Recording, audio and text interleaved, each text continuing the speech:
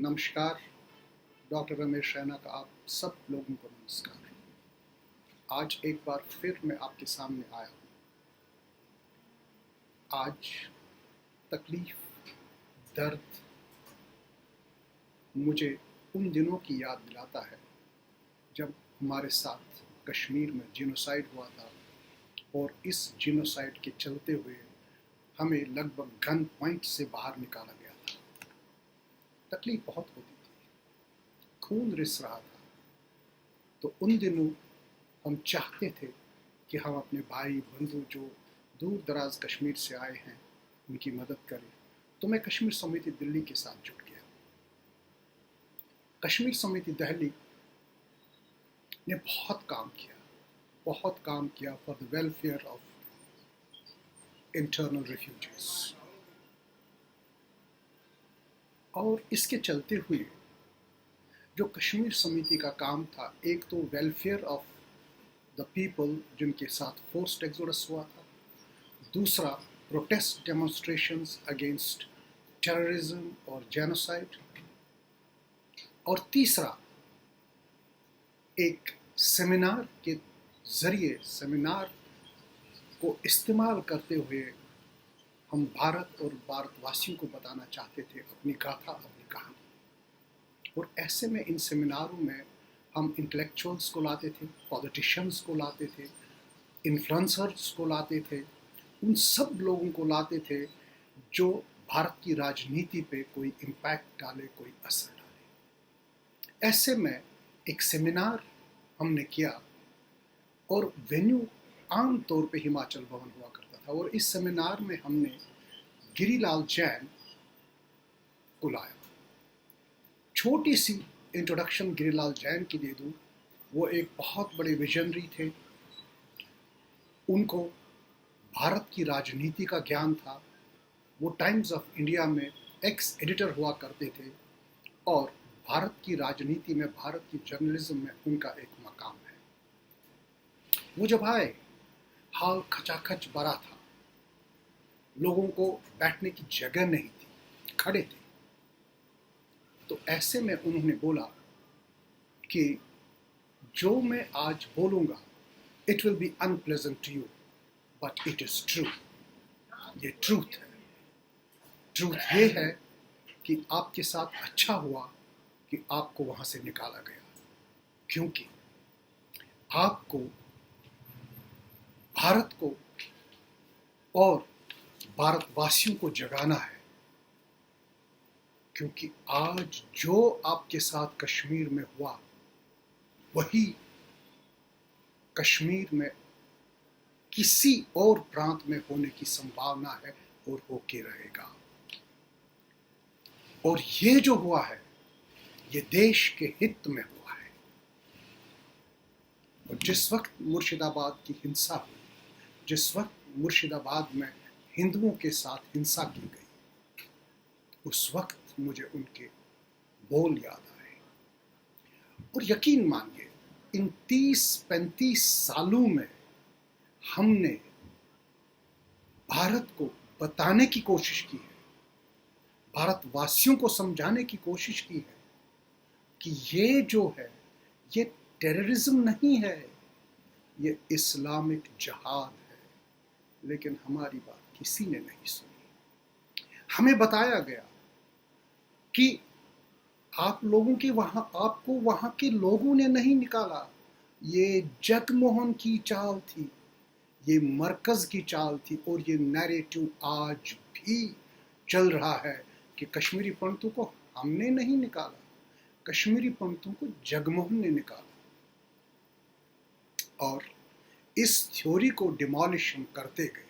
इस थ्योरी को हम बहुत कोशिश की, हमने तथ्य पेश किए, हमने सब कुछ पेश किया, लेकिन किसी ने हमारी नहीं सुनी। और आज जब पहलगाम रिपीट हो रहा है, वहाँ पर हमारे दर्द फिर से हरे हो गए, हमारे जख्मों से फिर खून आने लगा। और हम आज भी ये बताने की कोशिश कर रहे हैं कि साहब, ये टेररिज्म नहीं है, it is an act of genocide against Hindus of India, which includes Kashmiri Pandits also.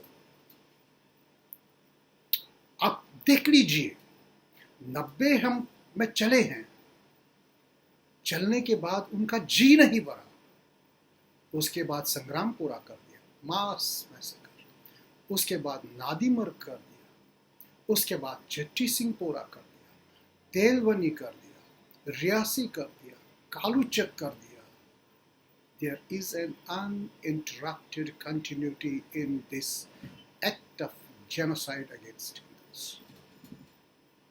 इस बात को समझने की जरूरत है. आज जो आदमी पाकिस्तान में यहाँ के लोगों को बता रहा है, उन स्लीपर सेल्स को बता रहा है, उसका जो लेक्चर था वो किसी और के लिए नहीं था. वो लेक्चर था जो कश्मीर में स्लीपर सेल्स है उनको जगाना, उनको बोलना कि वक्त आ गया है कि आप उठो. और आसिफ मुनीर कोई और नहीं है बल्कि ये मदरसा छाप जहादी वर्दी लगा के वहां पर है. और जिस वक्त ये घटना घटी, मैं उस वक्त ऋषिकेश में था, और जैसे ही मुझे इस घटना का ज्ञान हुआ, वहाँ पर कोई कनेक्टिविटी नहीं थी, वहाँ पर टेलीफोन्स नहीं मिलते थे. और मुझे पता लगा जब न्यूज़ एक्स चैनल ने मुझे अप्रोच किया कि आप हमारे पैनल में शामिल हो जाइए, तो बड़ी मुश्किल से मैंने डाटा कलेक्ट किया, बड़ी मुश्किल से मैंने न्यूज़ एक्स चैनल पे आ गया और मैंने अपनी भावना दे दी. वो भावना कुछ भी नहीं थे, वो आंसू थे मेरे, वो दिल की आवाज़ आ रही थी, वो दिल से बात निकल रही थी, दिमाग से बात नहीं निकल रही थी. और इसके चलते हुए एक और चीज़ है, ऐसा क्या है कि जिस वक्त भारत में कोई हाई प्रोफाइल डिग्निटरी होता है तो ये बातें हो जाती है. अभी देख लीजिए, जिस वक्त 2000 में बिल क्लिंटन यूएसए के प्रेसिडेंट यहाँ थे तो चिट्टी सिंह पोरा मैसेकर हुआ. उसके बाद भारत ने एक और शांति का चैप्टर लिखने की कोशिश की. हमारे प्रधानमंत्री, तत्कालीन प्रधानमंत्री अटल बिहारी वाजपेयी ने लाहौर बस यात्रा का प्रावधान रखा और लाहौर वो गए बस में. अभी वो लाहौर पहुंचे ही नहीं थे, यहाँ पर 20 आदमियों को रजौरी के आसपास मारा गया. और अब ये जो HD वैंस यहाँ पर है, और इसमें पहलगाम मैसेकर हो गया. ये मैसेकर नहीं है, ये एक्ट ऑफ टेररिज्म नहीं है, इसको मत ऑफ एक्ट ऑफ टेररिज्म ले लीजिए. It is an act of military operation to commit genocide. इस बात को हमेशा हमें याद रखना है. और इसके चलते हुए मैं बहुत डिप्रेशन में गया. मेरे भाई, बंधु, बहनें, उन्होंने मुझे आरती करने को ले लिया.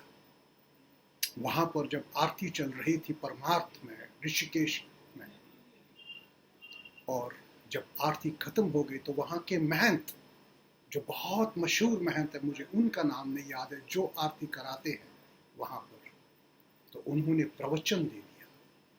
और वो प्रवचन कुछ नहीं था, वो प्रवचन पहलगाम एक्ट पे था. और उन्होंने अपने प्रवचन में बताया कि ये इस्लामिक टेररिज्म है. और आज ये बात सही है. काश मैं उनको बताने जा रहा था कि साहब ये टेररिज्म नहीं है, ये एक जिहाद है, इस्लामिक जिहाद. और मुझे एक बात की कम से कम खुशी है कि जिस वक्त हम चले, we were killed and we left unsung and unwept. आज पहली मर्तबा जो मस्जिदें इस्तेमाल होती थी for anti KP propaganda Kashmir में और एंटी इंडिया प्रोपेगेंडा, आज उन्हीं मस्जिदों से ये आवाज़ आई कि हमें कंडेम करना चाहिए टेररिज्म. लेकिन मैं इस माध्यम से बताना चाहूँगा कि कश्मीर में टेररिज्म आज भी है, सेपरेटिज्म आज भी है, सेशनिज्म आज भी है. इसकी एक कॉन्स्टिट्यूएंसी है. मुझे तब हैरानगी हो गई जब भारत के गृह मंत्री जी श्री अमित शाह जी ने एक ट्वीट किया 25 मार्च को कि जो कश्मीर का सेपरेटिज्म है ये एक हिस्ट्री है। अभी 1 महीना भी नहीं हुआ था कि वो जवाब दे दिया उन्होंने, और ऐसा जवाब दे दिया, ऐसे कसकर जवाब दे दिया कि आज मुझे पहली बार लग रहा है, मुझे तब ऐसा महसूस नहीं हुआ था जिस वक्त मेरे साथ जेनोसाइड हुआ था और मुझे देश से निकाला गया था, अपने स्टेट से निकाला गया था, कि मुझे लग रहा था उस वक्त कि मैं जहाँ आया हूँ वहाँ पर मैं सेफ हूँ।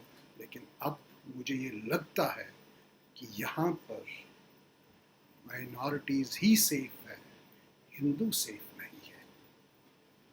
और मैं उन लोगों को ख़ास तौर पे बताना चाहूँगा कि जो लोग अपनी छाती पीटते हैं, अरुंधति राय जैसे, कि साहब माइनॉरिटीज़ यहाँ पर सेफ नहीं है, माइनॉरिटीज़ के साथ जुल्म हो रहा है। मैं उन लोगों को बताऊंगा जिनकी संख्या बहुत ज़्यादा है, जो हमारे पॉलिटिकल स्पेक्ट्रम में आए दिन ये बात करते रहते हैं कि माइनॉरिटीज़ यहाँ पर सेफ नहीं है। मैं उन लोगों को ये बताना चाहूँगा, उन लोगों से ये सवाल पूछना चाहूँगा कि आज कौन सेफ है यहाँ। आज का जो मैंने ये वीडियो बनाया है, ये वीडियो मैंने सिर्फ इसलिए बनाया है, इसका मकसद ये है कि यहाँ पर भारत में हिंदू सेफ नहीं है, Muslims are safe in India. इन चंद बातों को लेके मैं आप लोगों से विदा ले लूँगा, लेकिन मेरा दिल इस वक्त जल रहा है। मुझे 1990 की वो रात याद आती है जिस वक्त मैं भागा हूँ वहाँ से, और मैं कैसे भागा हूँ आज इस डिबेट में उसकी स्कोप नहीं है, कभी और बताऊंगा। लेकिन याद रखिए, हमें अपने आप को सुरक्षित करना है और हमें अपने आप लोगों को बचाना है। नमस्कार।